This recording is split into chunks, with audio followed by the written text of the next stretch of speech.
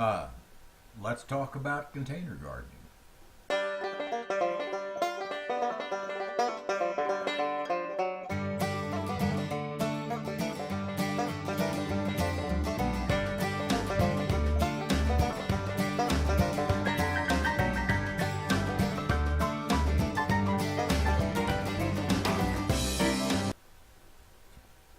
Well, all right. It's dawned on me that if you're like me and you're thinking about starting some containers this year, or if you want to do the little first garden project with us, you're probably about ready to start picking some stuff up. And so I thought I'd take a minute and give you a little bit of guidance on what you want to look for. So before I get started, I want to kind of apologize. It's been a couple of weeks, or three. Uh, it's just strictly a couple of things. Well, first of all, we're working 7 days a week. Makes it hard. But also, we did some renovation on our house. And in doing that, we were out of the house for 2 weeks as the carpenters were working and staying in the motel, which was terrible. So I worked nights. The room wasn't near dark enough during the day to sleep. But we got through it. It's over. And we're back home. But the positive about this was this. When the construction was over this last weekend, we got to go in there and paint a couple of rooms before we moved back in.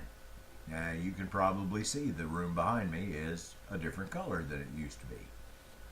Now the high side of that was we had to have some buckets for paint. So I've got a couple of extra buckets, which I needed to. We're going to use 6 for that project, and I had 4 that I was already using. So we're repurposing these. They're going to be out there in the garden this year. They'll be part of our first garden project. And that's a good thing because I want you to understand you can repurpose items to use for containers. So let's get started. First thing you want is we want a half a dozen containers. And we want something roughly the size of a 5-gallon bucket. Bigger's okay, but not smaller, or not a lot smaller anyway. A 5-gallon bucket's big enough that you can put a tomato in it and it can grow full term. It's not going to hurt it any. It's not going to stunt it. It's going to have enough soil. Same way with a squash. If you plant a zucchini or a summer squash, it's going to be fine. Cucumbers, anything like that. You know, as long as you're just planting 1 or 2, you're okay. So that's the first thing you want to do is you want to find your containers.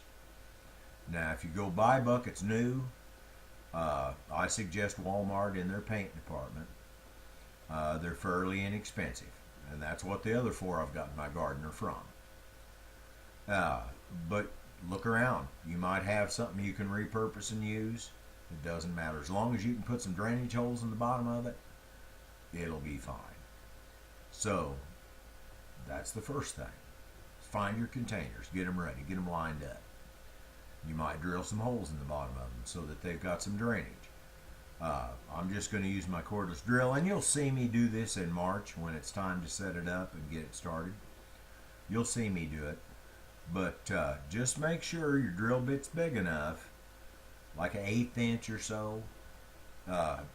Doesn't have to be particular, but get them big enough that a little tiny piece of soil isn't going to clog and plug that hole. So you found your containers. Now what's the next thing? Well, we've got to have some soil to put in. Now here's what I suggest. You want to go to the big box store, the Walmart, Supercenter, the Garden Center, whatever you've got available, and look for something that will be labeled as potting mix. Now, the reason we want potting mix is because it's going to be mostly peat moss. Peat moss with other things mixed in. Might be coconut fiber instead of peat moss. Works just as good. Coconut core, I think they call it. Um, but there's a reason we want that. If you've ever dealt with containers, especially outside, they dry out pretty fast. And even with the peat moss mixture, uh, you're going to, in the summertime, you're going to be watering it every day. So, that's what you want. Something that's mostly a peat moss or a coconut coir. It'll probably have a little bit of compost in it or something of that nature. Um, but that's what you want. What you don't want, and somebody will do, I've seen people do it, don't buy the bags of topsoil. Because what that is topsoil that's been sifted, but there's no organic matter in it. Now with the potting mix, it'll remain nice and loose and airy, and you'll be able to water it every day, and it's not going to pack down. It's going to stay nice and loose and airy. Um, it's going to absorb a lot of water, so your pot isn't going to dry out as fast, but at the same time it'll be able to drain. If you get 3 inches of rain some morning, which can happen in the spring, you could have a week at a time where it rains every day, it's going to let that drain. So that's what you want to look for. If you buy just the topsoil, and like I say, somebody will do it, because they're going to go, and the big bag of potting mix that's going to fill like 4 buckets is going to be $10 or so, 10 or 15. It's been a couple of years since I bought some. I think the one I bought was Scott's Hyponex, and it's an okay product, nothing fancy, but it works. Somebody's going to look at that, and then they're going to see those bags of topsoil, and the topsoil is going to be $1 a bag or $2 a bag. They're going to say, "I can just use this. I can save a lot of money." Well, initially, it is cheaper, but what will happen is it doesn't have that organic matter in it, and you're going to put it in a bucket, and then you're going to pour water on it every day, and by early in the summer, you're going to have a 5-gallon brick. Now, I'm not saying you're not going to get any growth, but it's not going to be as good. So, shy away from the topsoil, stick with something like a potting mix. Now, you can buy some topsoil and some peat moss and mix the two together about half and half, and that works. And that's just as good, and it'll save you a little money. But for filling 6 buckets, it's dubious as whether you're going to save enough to make it worth all the trouble. So that's the first thing you want to get. It's your soil to fill your buckets, and you're going to have to go out and buy some seeds. Now, I showed you in the last video what I bought. I'll rattle through it real quick. I bought a pack of radishes, whatever kind you like. I would stay away from watermelon radishes. Them are a little big for buckets. I bought leaf lettuce. I bought sugar snap peas, a squash, a pack of tomato seeds, and I'm thinking that may be it. May be one more thing, I forget. But I want to let you know I bought 6 packs of seeds. I bought those at Dollar Tree, and I paid exact $1.80 some cents, like $1.84 or 3 cents. So that was a bargain. There's not a lot of seed in the packets. You might want to get 2 of the leaf lettuce, but that's a bargain. If you've got a Dollar Tree around, you might want to check out their seed rack before it's too depleted. Which it's this time of year, it's probably fine. Most people they don't start thinking about the garden until it gets warm enough to plant. So that's a source for you. But wherever you want to get them, if you want to order them from a seed company, do it. Have fun. I particularly like to use Henry Fields or Gurney's. Both those I like, and I've always had good luck with them. But there's lots of seed companies, a lot of different places to go. So you get your buckets, get your soil, get your seeds. Now comes the more difficult part. It shouldn't be tough. You just take it a step at a time and relax. You're going to need some additional fertilizer. You're going to need a little bit more than what comes in that package mix. And I can tell you this for a fact. I've done it. There's two ways you can go. And you go whichever way you like. It doesn't matter. Both ways will work.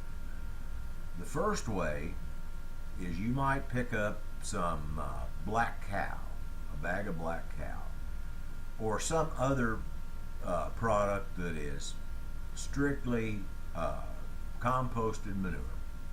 Okay? And here's what you're going to do with that stuff.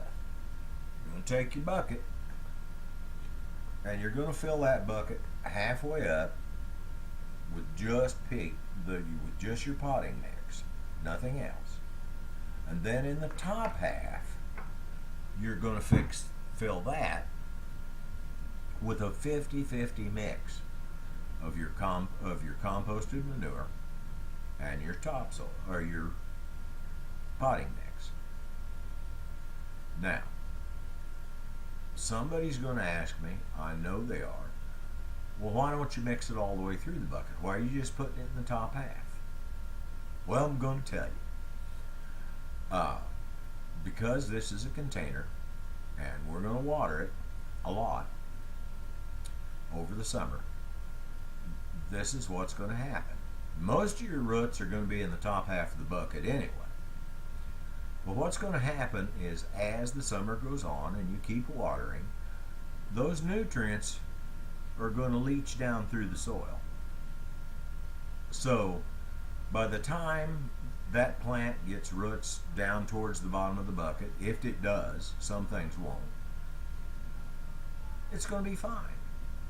And if you mix it all the way through the bucket, then you run a chance of, by midsummer, say, the top half is starting to get kind of bleached out. Most of the nutrients have washed out or been used up, and all the nutrients are in the bottom. And you know, if you've got something that doesn't have a real deep root system on it, maybe you're not even getting to them. So mix it in the top half. Now that's one way to go, using a composted manure. That's simple. It's not hard to do. That having been said, what I'm going to suggest is this. I would use a little boxed fertilizer. I would go get a little box of all-purpose vegetable garden fertilizer. You're going to find it at Walmart or any hardware store, just about any garden center. Now, this is what you have to do. Look at the back of the box, read the instructions, and figure out, because it'll have in there how many ounces or how much measurement to put over a square foot of ground, say. So figure out how much is appropriate for your 5-gallon bucket and mix it into the top half of the potting mix in the bucket. That's all there is to it. Now we really want, you're going to see at the top of the package is going to have 3 letters, 3 numbers. Okay? Now we want a concentration of about 555. Deviate a little either way. If you find one and you look at it and gee, it's 10, 12, 6. Fine. Use it half strength. No problem. Okay? No problem at all. Now, check what you're getting. If it's a regular commercial fertilizer, then you put it into the soil, and as you start to water, it's ready for your plants to use it the day they germinate. If you buy organic, and nothing wrong with organic, I don't have a problem with it, but it requires some time, because soil bacteria and so forth have to break that stuff down before the plants can use it. So you might want to add a little bit of garden soil just out of your garden or out of your backyard, just a little, half a shovel full, and mix it in with that top half where you're putting that fertilizer. And then you're going to want to set that up and let it sit for a while before you use it. It'll still work just as good. If you want to be organic, be organic. Don't worry about it with seeds, though. When you buy organic seeds, they're a lot more expensive, and the benefit just isn't there.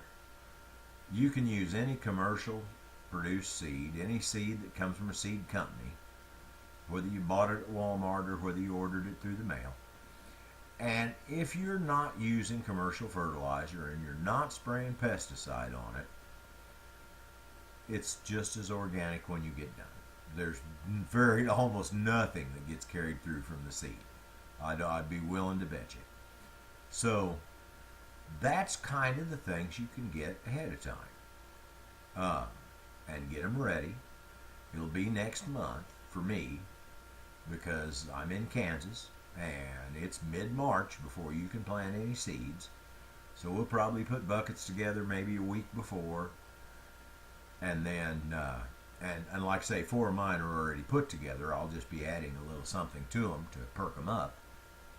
But I'll be fixing up these 2 that I got, and you can do it right along with me if you want to wait. If you don't want to wait, fine. I've told you how you can do it. It's pretty simple. You can have them ready.